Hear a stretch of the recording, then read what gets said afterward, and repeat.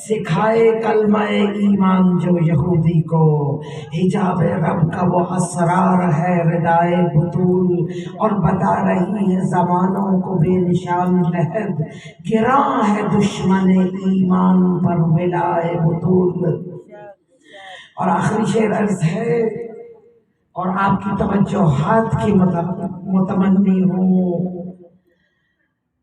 گرے بتان بلاغت جوار کعبہ میں، لکھی گئی در کعبہ پہ جب ثنائے بطول۔ سبحان اللہ سبحان اللہ۔ شعر کا لطف اٹھائیں گے جب آپ کو معلوم ہوگا کہ عربوں کے ہاں فقط دو طاقتیں تھیں، ایک تلوار کی طاقت، ایک زبان کی طاقت، ساری لڑائیاں انہی طاقتوں کے درمیان تھیں۔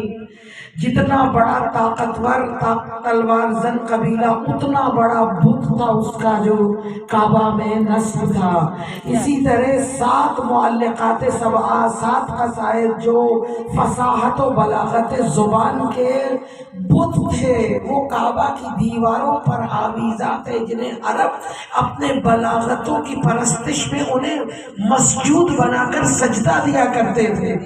یعنی 2 قسم کے بت کعبہ میں تھے، ایک بلاغت کے بت، ایک پتھر کے بت۔ خدا کی قسم زبان کے میدان میں بت شکن ہے فاطمہ، اور تلوار کے میدان میں بت شکن ہے علی۔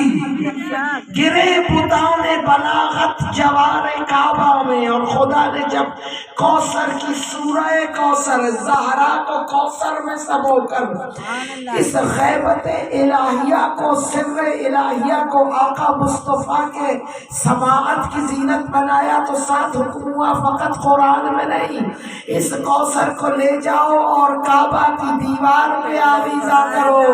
یہ کعبے کی دیوارش ہے، یہ قرآن کی دیوارش ہے۔ میرے آقا نے سورہ کوثر کو دیوار کعبہ پہ نصب کیا، اور